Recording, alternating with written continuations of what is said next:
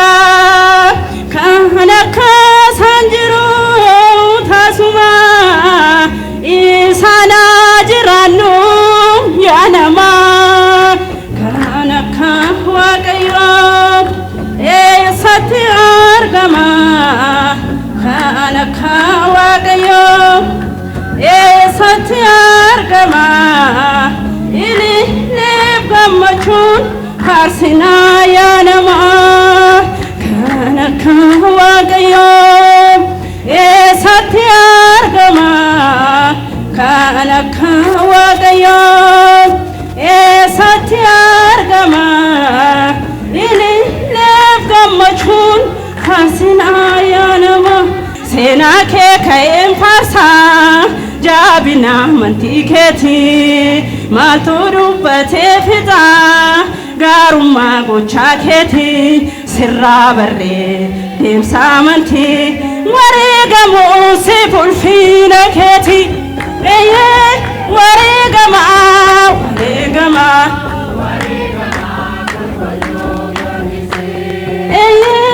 wareegama wareegama wareegama qulqulluu Giyoorgisi uummata abdii guutatee jawwee ijoollee isaa sooruu nama birmatuuf dhabee yaaddoodhaan kan jiraatu ati gaafattee rakkoo isaanii irra jettee diraagoon waaqa isaanii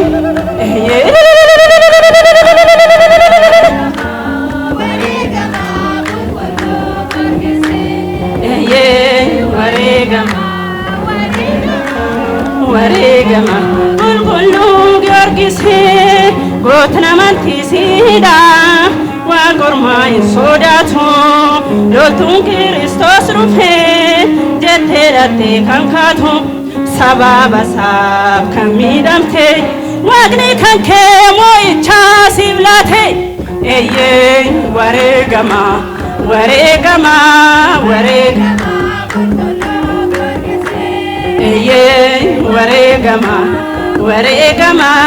wareegama qulqulluu Giyoorgisi muka googee lachisee kan lalisee gorsitee humna waaqayyummaa kee ajaa'iba agarsiistee haadha hiyyeessaas ni gargaarte daa'ima isheetiif furmaata laatte wareegama wareegama wareegama qulqulluu Giyoorgisi wareegama wareegama wareegama qulqulluu Giyoorgisi ati nuun gaatini